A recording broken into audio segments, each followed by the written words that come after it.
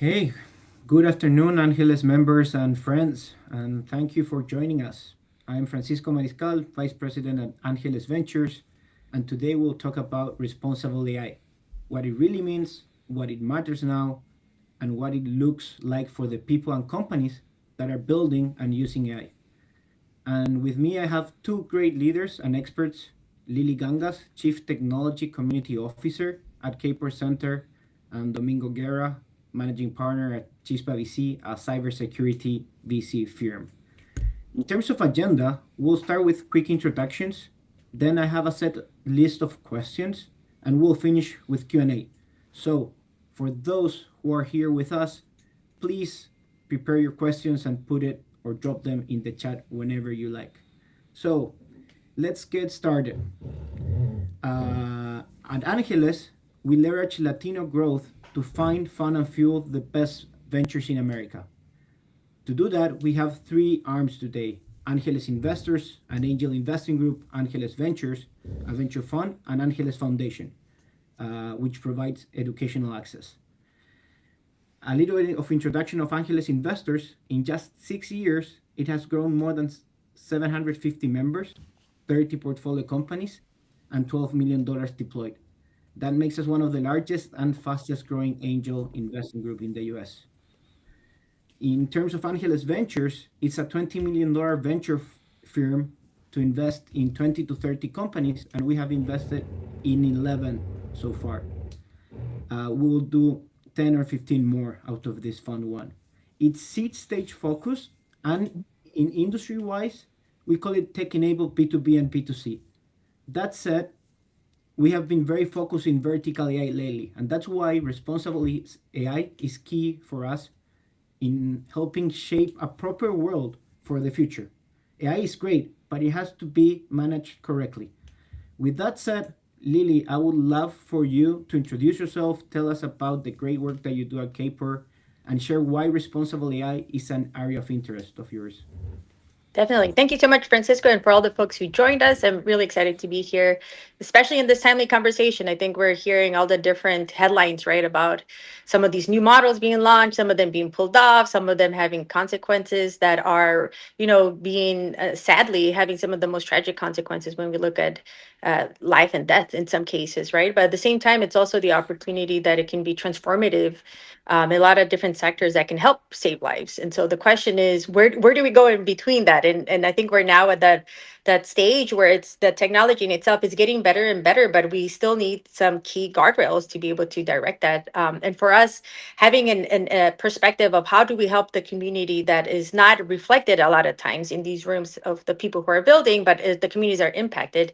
At the Caper Foundation, that's one of our key focuses, is to make sure as a private foundation that we're helping create opportunities for especially our communities, right? The Latino community, the Black community, Native communities to not only be a part of the technology, but be the builders, the owners, investors. And in order for us to do that, we do it through grant making. So a lot of folks who are, familiar with foundations, we have grant making, we have research, we have policy, and as well as direct investment. So we have a different set of entities that are also doing direct investments into funds of funds and are doing direct investments into startups.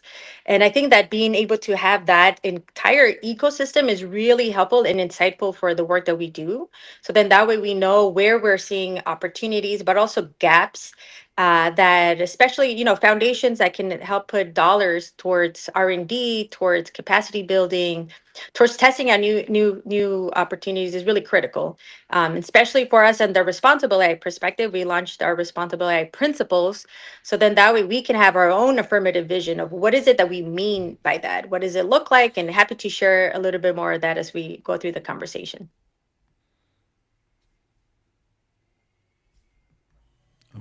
Oh, Francisco, I think we lost your audio. Can you hear me? Yes, Yeah. sorry about that. Great work that you do at Caper, and I agree how important is responsible AI.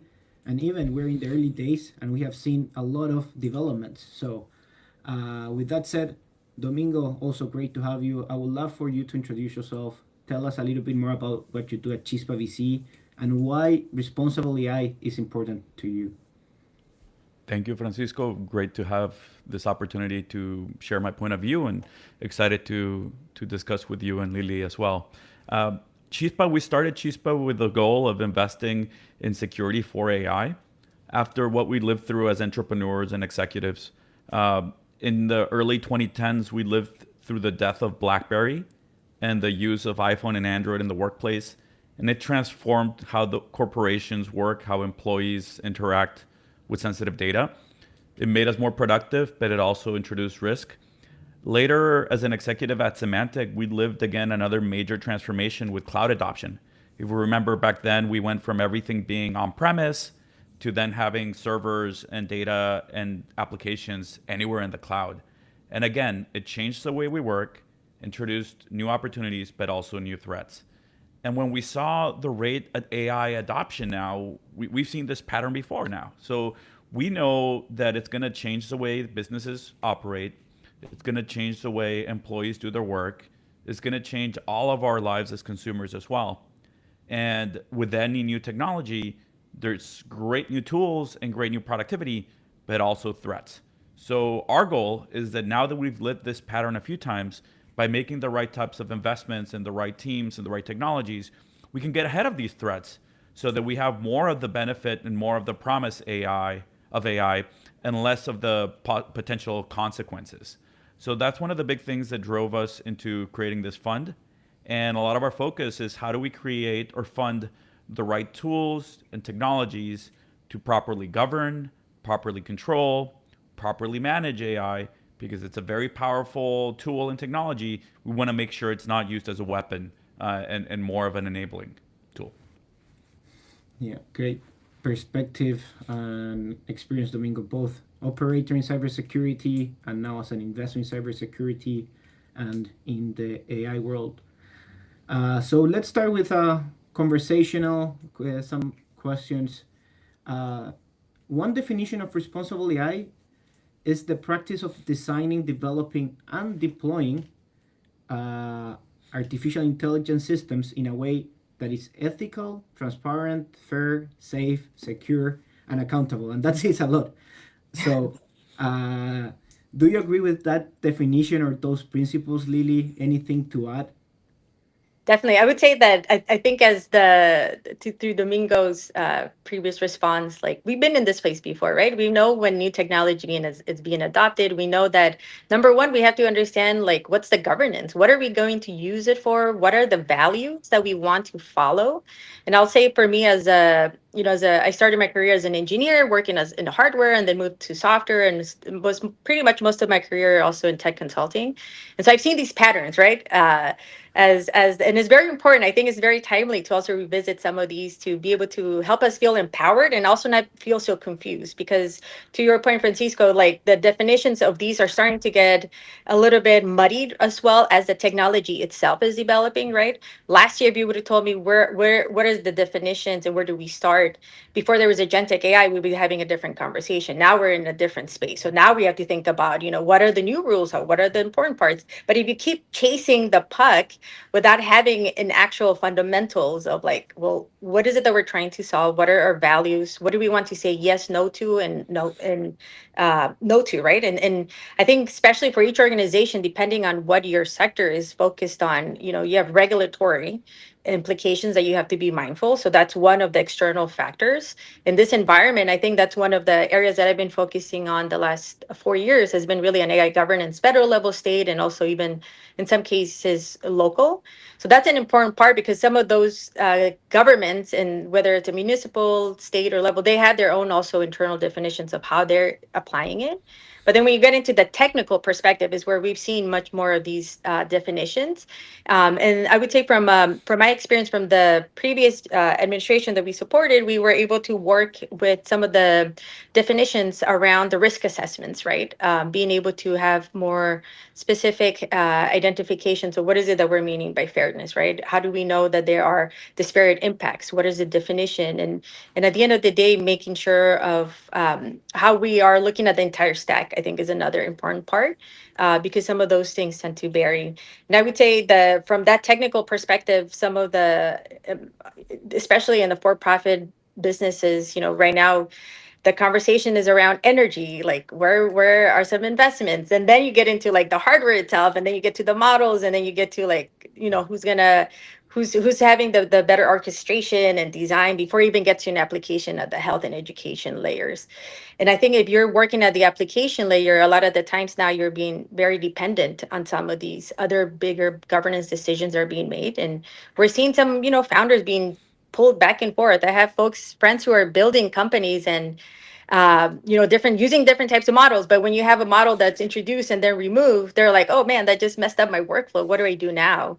And so I think that there are those types of different layers of governance that need to be fleshed out and continuously updated that take into account what you described, from the fairness of how is this accurate, the transparency of even just how the data was gathered, where is it coming, how is it being monitored. But it varies, I would say, across different layers. I've been focused mostly on the accountability side and privacy and safety, from the role that we play in as a foundation and the types of organizations to help inform some of the public policy conversations on this. And I would say it's been challenging, right? As you've seen between one administration to the next at the federal level, a lot of rules that were set up erased. Now it's at the state level, but now we're scrambling at the state level. And the question there is this helping, or is it, hurting some of the innovation and the founders? So we have just a quick plug where, we have a current effort with Somas VC, Black VC, and hopefully with you all as well to help uh, gather our communities to better inform some of these policy decisions are being made without their input as directly as it should be. So hopefully that explains on the Yeah. governance, the technical, and some of the social political. Yeah, and especially the governance layer. I think we're in that stage that we have to define who manages what and how we do things right now before it's too late.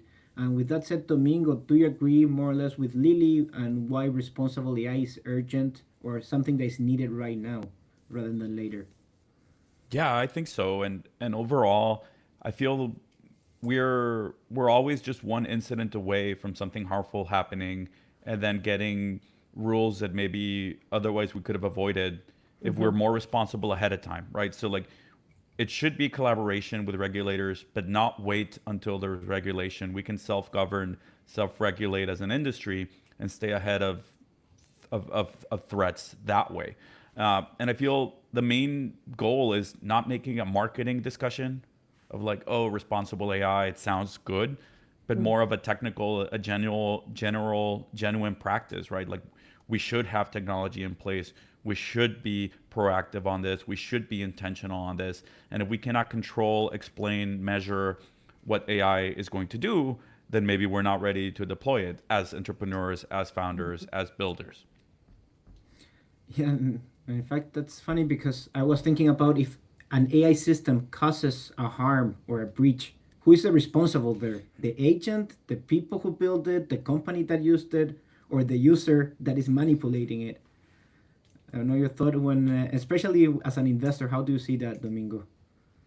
I mean, at the end of the day, any company that is selling a product or service is responsible for that product and service. And I don't think the founders, the executives, the builders can say, "Oh, the model we used did this." Ultimately, they bear responsibility for the product they're bringing to market. Likewise, as a customer, if you're a large enterprise and you're using AI internally for your internal employees or for your customers, again, you own that user experience, you own that outcome. So I feel a lot of times folks want to maybe say that, oh, it's not our fault the AI messed up, but that's like saying, oh, the server messed up or the website messed up. It's a technology, and we need to assign the ownership for whoever builds, controls, manages that technology. And Yeah, we, and I would agree +1 to Domingo, because I think that also just having the more nuanced conversation, right, as of AI in general. Like when I started, it's like at Accenture more than like 15 years ago, we were talking about these types of technologies. I think it's the speed of that has gotten to consumers. So I think to that point, when you come to what you're sharing about that liability, I think it's there are existing, again, like we've gone through the cycle of different technology that's just transformative. And to Domingo's earlier point, there were harms that were caused, and we don't have to repeat that type of patterns. There were institutions that were created to help protect consumers, right? There's a lot of efforts right now happening, especially in the Latino community and bilingual Google fraud taking place through some of these deep fakes are taking place through WhatsApp to different areas, right? I don't know how many of you are here when you talk to your family or folks who may not be as in tune to this everyday generative AI conversation specifically, but they're like, is this true? I'm seeing it with my own eyes, right? And so I think it's raised the stakes even harder because now more of the responsibility of these super advanced and super really hard to tell, right? Even if you're an experienced user, is being put more responsibility on the end users without even having the option a lot of times of opting out.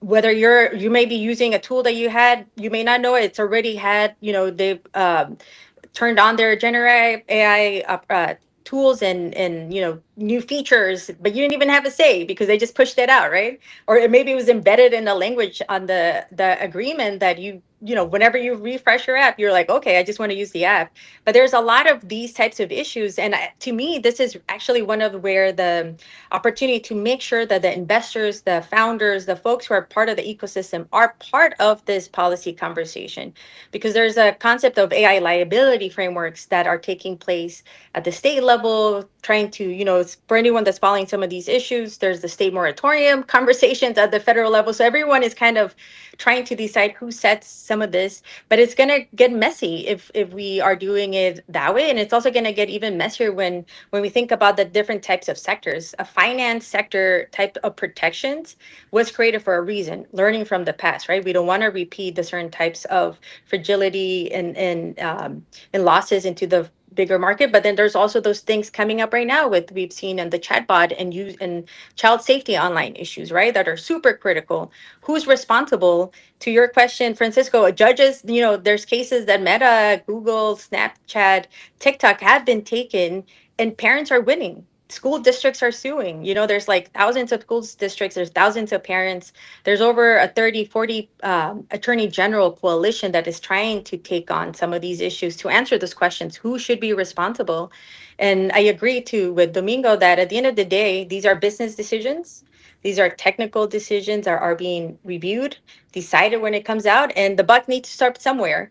And I think that developers and deployers need to be front and center. And we have to make sure that from a policy perspective, that from a consumer, that we're also exercising some of our existing guidelines and regulations. So we're not starting from scratch. You know what I mean? It's just having the opportunity to have that context of what is the problems that we're trying to protect, and overall, like, what is our responsibility that we have to making sure that we have safe, reliable, trustworthy products, so that way folks can really leverage the benefit of technology.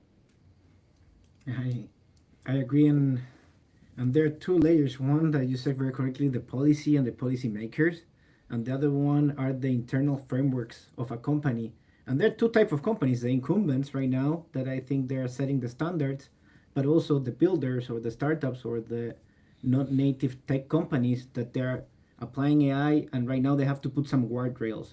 In terms Mhm. of the guardrails, Domingo, what are your main thoughts about a company, a startup that is moving fast, but also has to put those guardrails? Where you would put your focus in the data, in data breaches, in transparency? Some advice to founders in that sense? Yeah, it's a great question, Francisco. I think a lot of times founders are worried about guardrails or saying, hey, it's going to force me to move slower. I need to innovate. I need to move fast.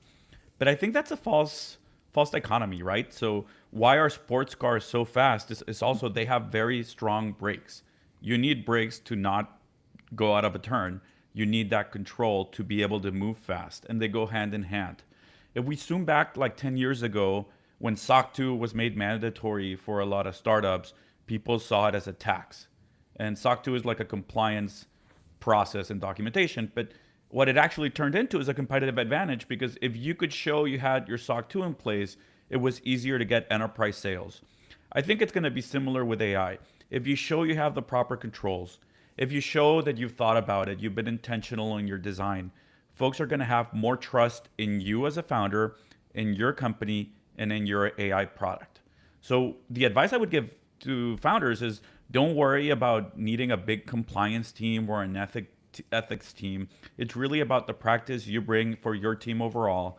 Write a one pager, start there, but saying, what will our system never do? That's What right. is data that it'll never touch? What are actions that will always require a human? If you don't know how to fill that out yet, you're not ready, but you need to understand your product and what it's supposed to do and start writing down, even if it's just a one pager, and then build and iterate over time. Just like with startups, everything we build is in small steps, but start somewhere, create an identity of what you want to stand for from a privacy perspective, from a security perspective, from an ethics and AI perspective, and then build it over time. Don't wait until it's perfect. Your customers are going to give you that feedback and help you build the better product. And the market is also going to give you feedback in terms of what are the minimal requirements. You don't want to go for the minimal. I think you want to go for something that sets you apart, and therefore security and responsible AI can become not just something you talk about, but an actual competitive advantage. Make it part of your company's DNA, and you will be successful. Definitely. And I think to that for us, like especially at the Caper Foundation, where we have some of these responsible AI principles, right? I think what Domingo is sharing is super critical because as one of the efforts that we have is turning these principles from a grant making into the investment. And so these five principles, which is like on our end as an example, right? We want to make sure that we're utilizing a social technical framework to evaluate: is this the problem that we really want to solve? Is this really a tech issue, or is it a tool issue, or is it something else? Right, when is the technology actually the actual solution to this, or is there something else? Making sure that we're also incorporating more of these pro-social design principles, meaning, like when is the what is the stakeholder that we're trying to support, where's the human in the loop, like what is some of these opportunities to also just shift the power, right? And that's the other part that I think, especially now, and if I was a founder at this moment, I'm seeing that technologies just build so much faster and is getting concentrated by a few handful of the players, same as well a handful of investors.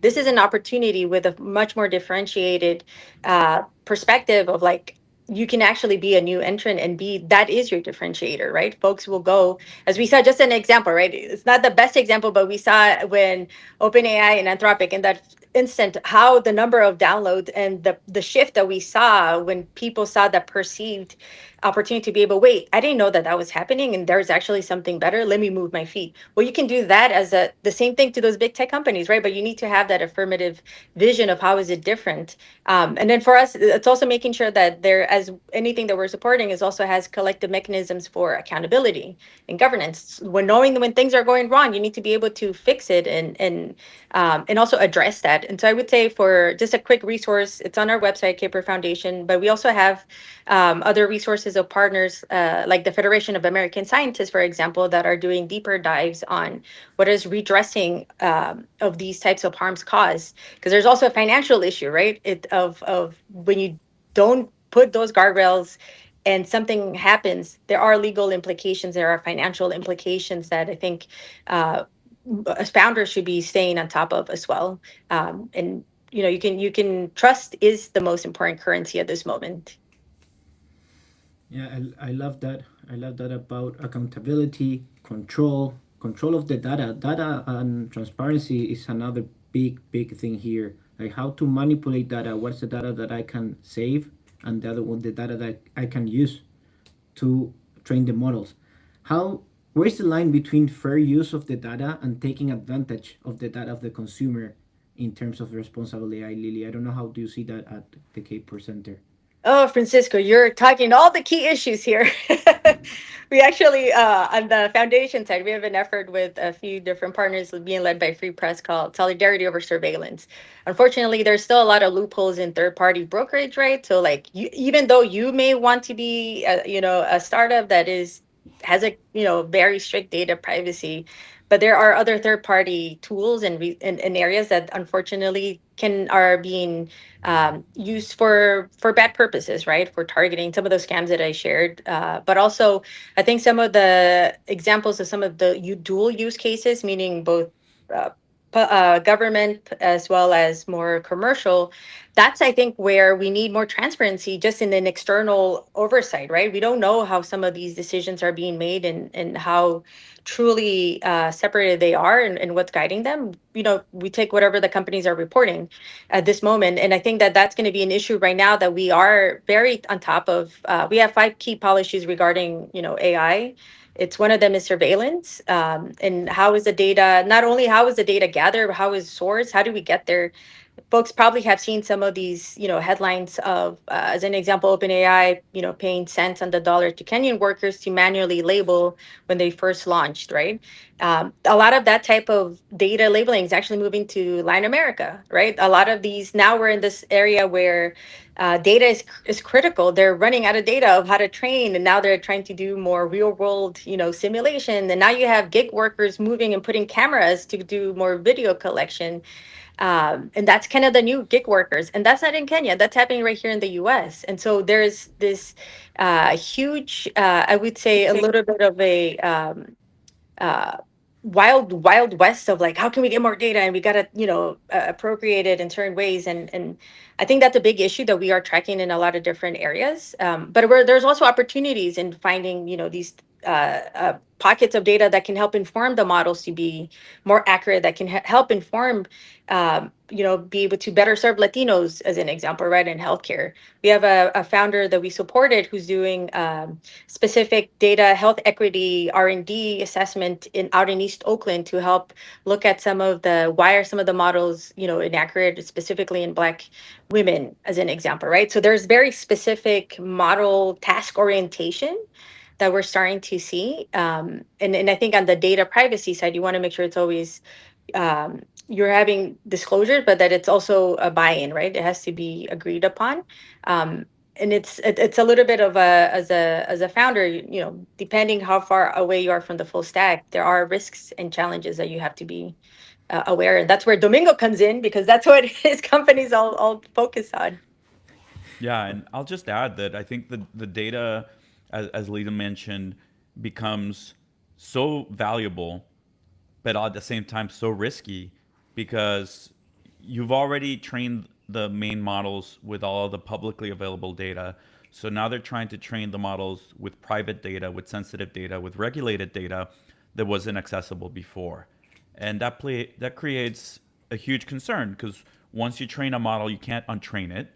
And if it's regulated data, and it leaks or it's used incorrectly, there's also potential for millions or billions of dollars worth of fines. So companies are kind of struggling in terms of how to create better models that better serve our users and don't make mistakes if we can't access certain data. So for us, we saw that as an opportunity to find a technological solution. We decided to invest in Secluity, and they create synthetic data out of otherwise sensitive data. So it's a process called differential privacy. It's a complex mathematical approach, but essentially you turn all of the data set into a synthetic version, or a copy of the data that no longer includes the identifiable information. If it's healthcare data, they scrub out the patient records. If it's financial data, they scrub out the sensitive information. And they replace it with data that keeps the model accurate, but can no longer be attributed to a person or a certain individual, organization, etc. So for me, the exciting part is finding technological solutions to problems that result in a win-win. So now the models can still get training with data that used to be blocked to them, and you still comply with rules and regulation, and you still protect the consumers and the individuals and the organizations.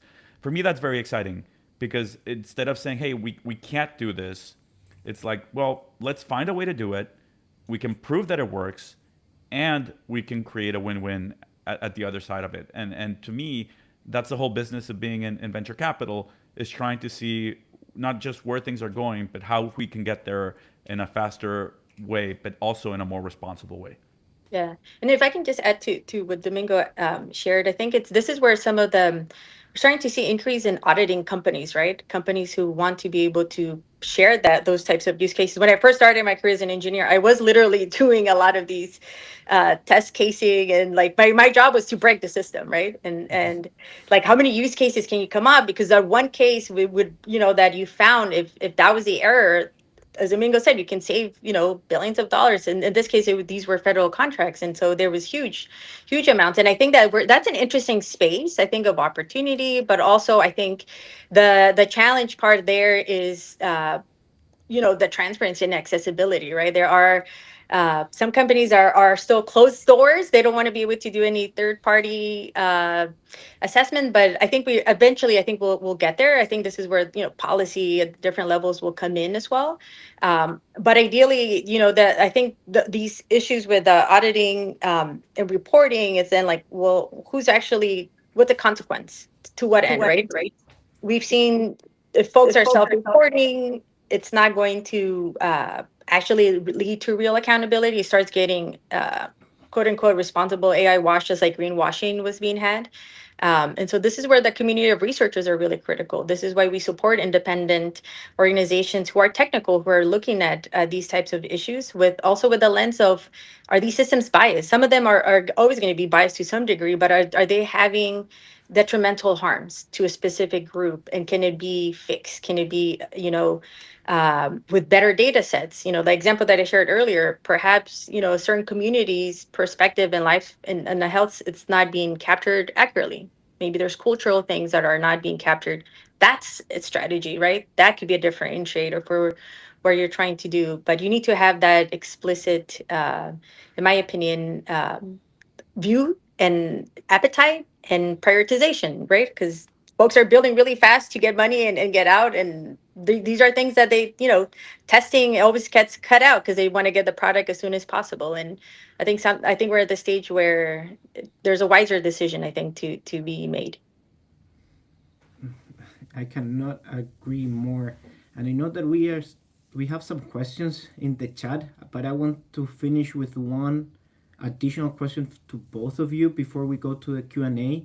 And given all the things that you have said, Lily, potential data breaches, agentic decisions that can be harmful for humans, what are the two or three things that worries the most for to you in this next 2 or 3 years, but also what gives you hope? Mhm. I think what worries me so far is the fact that there's a lot of harms that have been documented, a lot of limitations. We've been through this, development cycle. There's a lot of knowledge that I think folks are kind of a little bit blindfolded and just making certain decisions that without values based frameworks and governance. I think folks are chasing a lot of shiny objects and wasting a lot of money that I think could have gone to some really transformative. And this is where I'm actually very bullish and excited about what this type of technology can bring in. We are seeing a lot of, as an example, a lot of movement building organizers, folks who used to work at unions, used to work at different areas around nonprofits, and they are really trying to. Also themselves, they're subject matter experts, but they can be the next founders. We have folks like a DAR as an example, folks who don't want to use the current applications, and they're building their own. They're looking at their own, like, how do we build new data centers that are smaller, that are using less energy? How do we, have some of these new data models and data sharing agreements that are more, agreement with different groups? And how does that actually share in opportunities for revenue, right? Like a nonprofit can make money, can innovate, can build tech products. If there's anything we learned from OpenAI, the structuring can be very creative. So that's, to me, it's kind of like, well, if we have more of these communities that have been impacted negatively, but if they can be empowered to have the right investments, tools, resources, and opportunity, they can be the next founders that are really transforming and helping this technology really deliver on its promise. And I do think that it's also really important to make sure that when we think about AI, that Karen Howe is a really great example. It's like, think of it as transportation. You don't drive a Ferrari to cross the street. Right now, we're using some of these models at that level of power. Let's be smarter about it. If you need to cross the street, walk, ride your bike, maybe near a motorcycle, depending on it, right? So I think as this evolves, I think we need to have the more nuanced and educated perspective. And that's going to require, continuous learning. So that keeps me excited, and the opportunity to bring in some of the founders that are closest to the problems, who have that mission orientation, and are in for the long run. That's what keeps me excited for this moment. I love that. Education and control, very similar to what Domingo said. So, Domingo, also, do you agree with Lily? Anything to add? Yeah, I think Lily made a great summary of that. I think my biggest worry, just to close, is the technology is there, but it's just not evenly distributed, right? So like we see early adopters are gonna get ahead faster, and maybe that's what's always happened with technology. But I feel the gap is gonna get wider faster. Now the downside is when we look at early adopters, a lot of time it's also the attackers, it's the criminals, it's the gangs, it's the nation states. Lily mentioned earlier deepfakes, but we're seeing more disinformation than ever on social media, which leads to social unrest. We're seeing scams and financial fraud at a scale we've never seen before. And when we think now about attackers having, or bad guys essentially having access to this technology, if we don't also invest in the defense side, if we don't also modernize our defensive technology, then these tools can be used as weapons. So I think for me that's the biggest worry. To counteract that with the biggest hope is that finally we have a way to elevate all humanity in a way that has been very difficult before. Because if we only had humans for education, for enablement, for scaling, we've had difficulties before. But if every person can have access to this type of intelligence in a way that's going to help them be smarter, better, stronger at everything they do, I feel it creates a great sense of hope. So for all the doom and gloom you see sometimes on social media about AI, I want to focus more on the positive side because harnessed correctly, I think it can be transformative for everyone. And I'm pretty hopeful about that future. That's what we're trying to work for, to funding, creating the right tools and technologies for that positive future. I cannot agree more, and that's why I'm very excited about the future of cybersecurity. And it's very relevant not only for AI but also for responsible AI. So with that great answer, let's start with the Q&A. I have here one question for Lily. It says, great conversation, team. Lily, what practical policy interventions would most effectively protect vulnerable communities from AI harms without stifling innovation? How can we get involved? Yeah, definitely. That's it starts with, AI literacy, right? Like from our perspective, this is why we have three focus areas at the Caper Foundation: education, innovation, and governance, which is the policy. And the education, I think, not we have, a deep focus on K through 12 computer science and making sure that math and science are still critical skills that as we're looking for the students, because these are some of the kids that, as I shared that example, right? Of the chatbots, online safety, a lot of there's stats that show especially Latino kids, Latino and Black kids are utilizing these Gen AI tools much more, but they're utilizing it unsupervised. And then that's also leading to more harms that are being caused because some of these technologies don't have the right guardrails. And so there's a lot of need to educate as much as we can inside the classroom, but also externally, right? And in the external part is also making sure that we're educating as a multi-generational, making sure that the parents, the caretakers, that the seniors are also being part, as Domingo shared those examples of some of these deep fakes, right? It's like, how do you tell somebody what's not real if they're seeing, and it's, it's unfair, to be honest, right? To be putting it on the person. This is why we need to leverage the other tools that we have on public policy side. But I would say it starts with education, making sure that we are centering that continuous literacy of understanding just our own social hygiene on being online. And as you both shared, these things are just getting so much more sophisticated, and there are actors who are taking advantage at speed that there are no protections, right? That it's kind of hard to redress some of these. And I think it's going to require also all of our communities to have that investment in their continuous education on these topics. The way folks can get involved is in there's a few areas, right? I mentioned education. There's a lot of effort going also into some of the civic engagement organizations. So right now I'm working on the landscape of what is the future of responsible AI within civic tech organizing. That's where a lot, especially as we head into the midterm, there's a lot of these technologies being deployed really early and testing. Sometimes it is a testing ground. And there are opportunities there to support nonprofits and founders who are building things responsibly. Like New Media Ventures has a whole, venture just a responsible AI open call on that. And so I think that there's different ways as a user, as a investor, as a founder, but also use your own, power as an individual, where you live. A lot of these data center decisions, for example, are being made in obscure commissions, city council. But if you have a house and if you're there living there and they're making financial decisions, environmental decisions that are going to have implications, you should have a say. So I think that there's also a lot of individual power and collective power that we need to have, in order to make sure that we're also holding out the different levels of decision making accountable. And I would say data centers is a key issue right now, that more folks need to get educated and informed about, because there's also a lot of mis and disinformation. But those are, just examples, and happy to connect more and share with the folks who want to learn more. Great answer. And education and civic engagement, I think, are very important. Like the first thing, it's what I know and how I can know more about it. So I have another question here, and maybe this is a good one for Domingo, given your cybersecurity approach.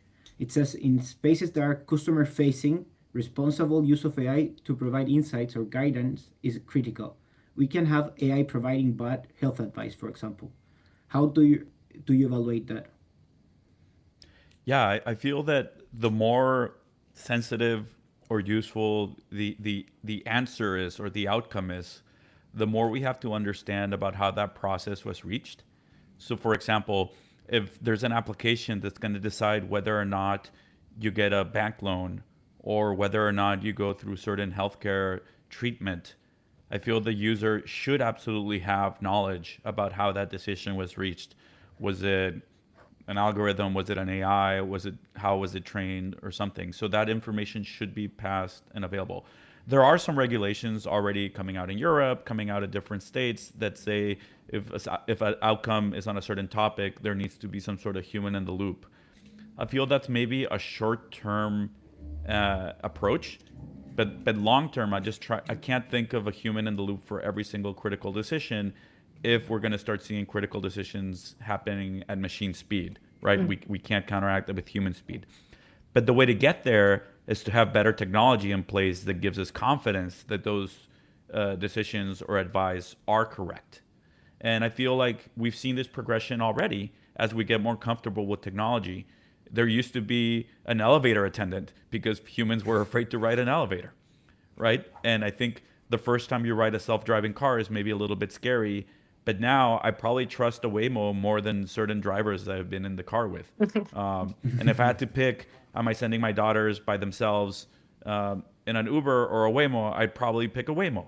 So like a lot of times with enough data, enough miles driven, to use that analogy, you gain certain confidence in the technology and you allow it to make the critical, maybe the life decisions. But for that, you need great technology, you need great governance and observability, you need to have the data to back it up. And that builds confidence both from the users and from the regulators. And I feel that's the path to the future, is having the data, having everything that you can measure available, and gaining that confidence, not just giving that decision without any insight and without any visibility. And once the Waymo's ride safely in Miami, then I'll join one. Miami is a difficult place to ride. Exactly.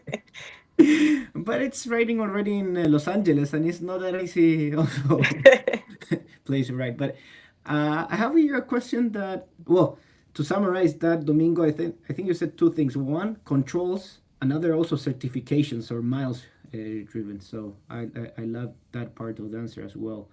I have here a question that maybe it's a good one for Lily.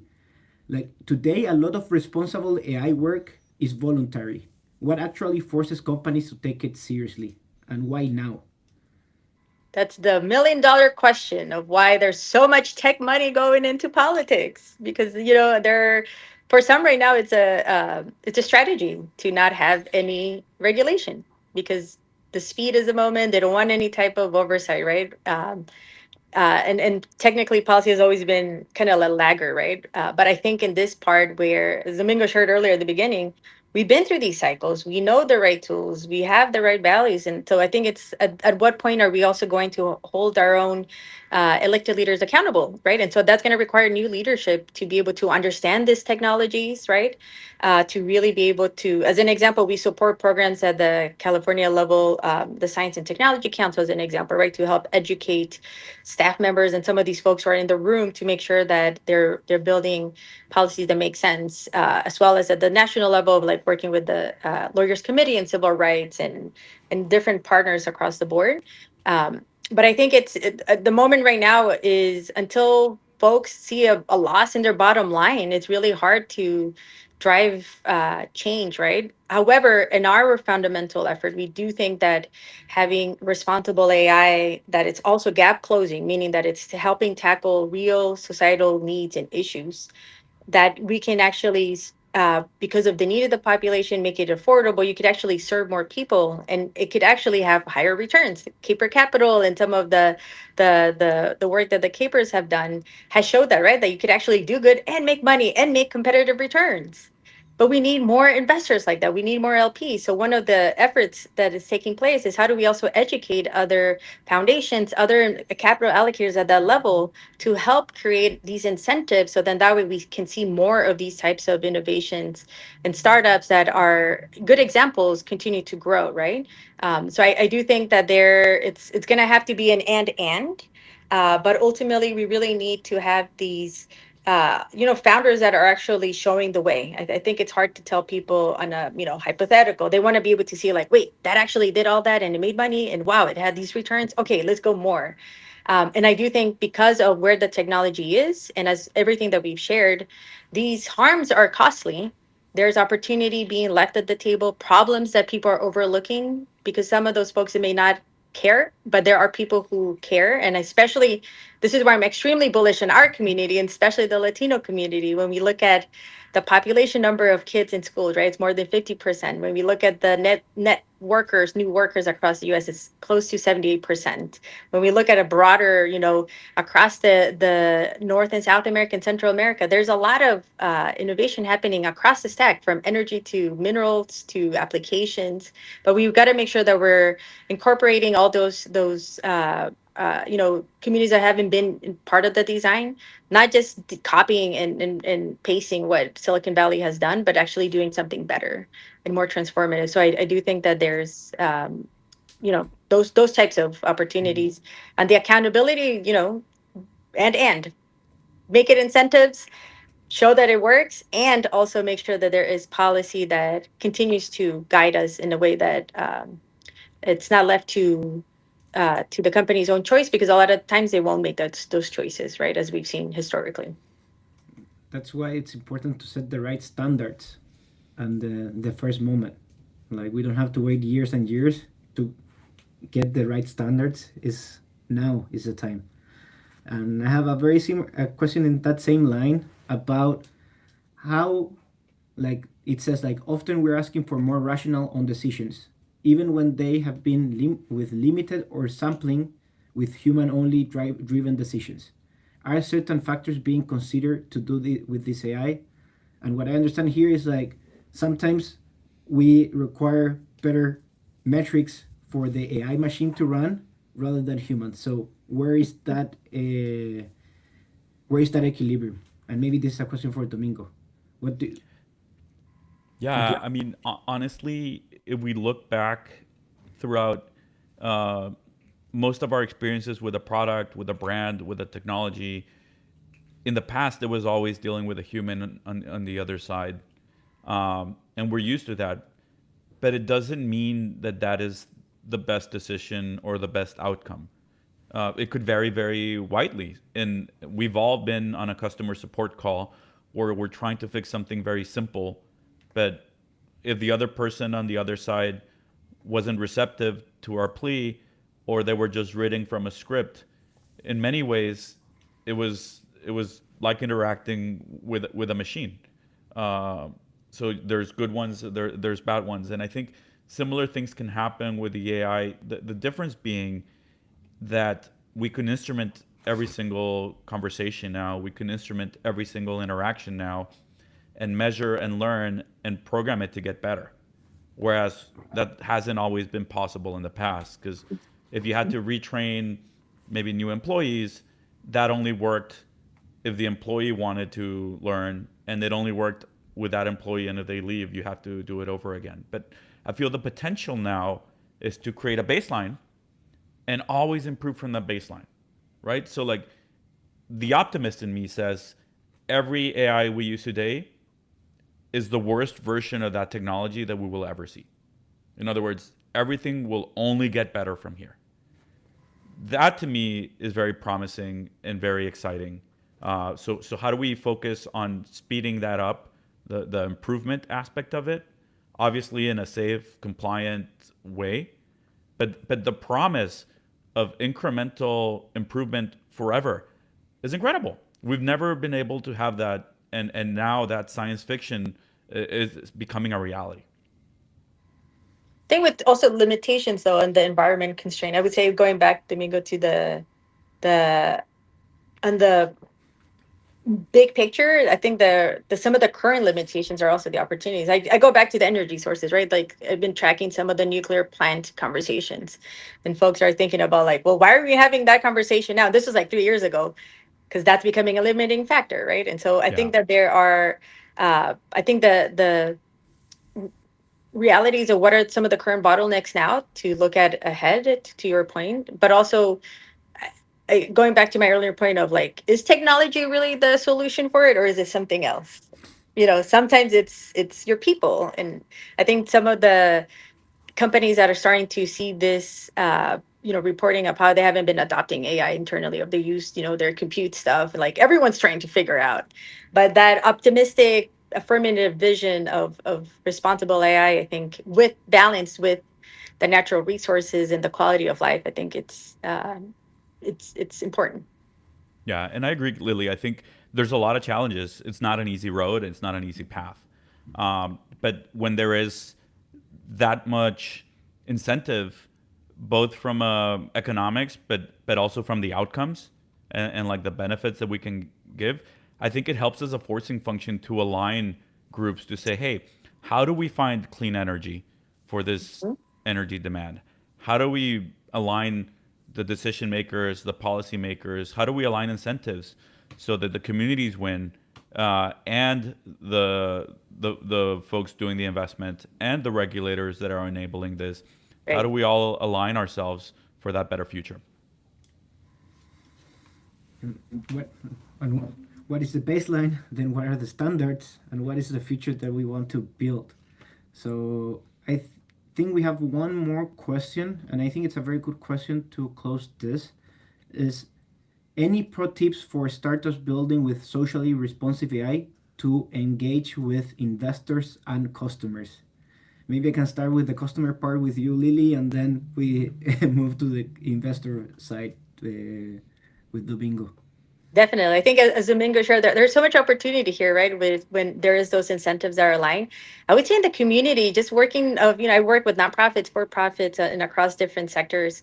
I think folks are, all this AI backlash, right, that we've been seeing about like why, how are these, it feels like it's been imposed on a lot of different areas without a conversation. And I think that there's this backlash of people being like, well, I'm gonna feel empowered and do things differently. And I think there are, from a customer perspective, I think some of the folks who didn't realize they were customers are also becoming the founders themselves. And so it's kind of like, examples of nonprofits that are using, some of these Gen AI tools that are not necessarily, the big ones. They're working with more tailored, custom, task oriented, using, being mindful of whether using it for. So then that way still feels genuine, right? So like an example of this, like Change Agent AI as an example, where they're working with movement building organizations. So I would say for the customers side, they're, look around your community. There's just so many different ways when we think about education, health, finance, civic engagement, even after school, like, activities for not just the kids but the seniors. I think there's actually probably an important eye to look towards aging, I would say, especially in our communities, and how, depending how you were culturally brought up, that could be a whole new area to explore, the aging care, right? And how some of these technologies can be transformative in that type of age. So just thinking about, like, what are the things that you have a lived experience for? What is your community around? Making sure that you're active in spaces like this, right? Thank you, Francisco, and the team for creating these spaces, because this is how we get to do that, and being able to support each other's companies as well. So being able to introduce and refer, I think, is also part of the customer founder community conversation.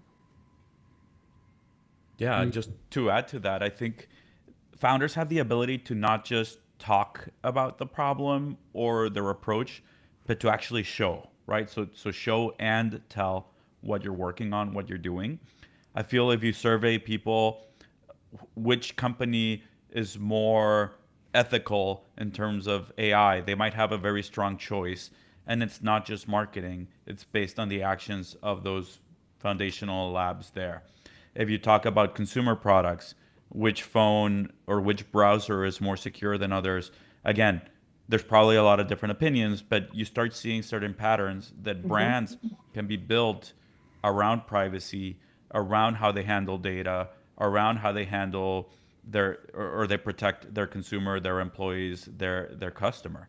And I feel again, if it becomes part of the DNA as a founder, and that becomes part of the DNA of the team the founders are building and the product they're building, it will come across into the market and they will get users that are aligned with that.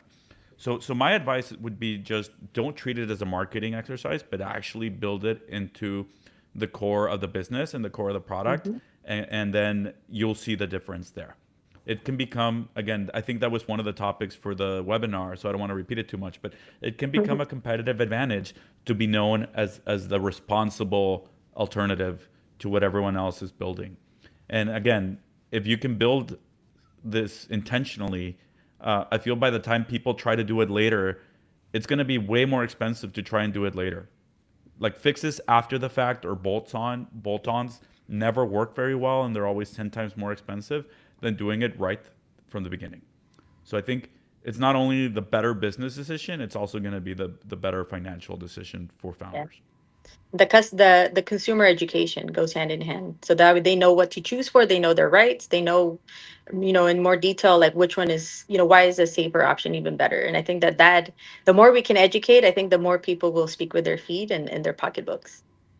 I love that. I love that. Education, transparency, and make it part of the DNA of the team. So I think we're on time, and I have to say, Domingo, Lily, thank you. That was a real good question to finish the webinar, but also all the knowledge and educational materials that you have shared. It's amazing. And to everyone that joined, thank you very much, and also for the questions. The big takeaway here for me at least is that responsible AI isn't just a box that you check, it's a set of choices that you have to make from the beginning. So if you want to keep the conversation going, we'll have our Angeles Q3 Summit on August 13th and 14th in Chicago. Please join us. Registration are open already in our website. So with that said, thank you, Domingo. Thank you, Lily. And thank you all. Have a Thank great you. day. Thank you. Thank you. Take care.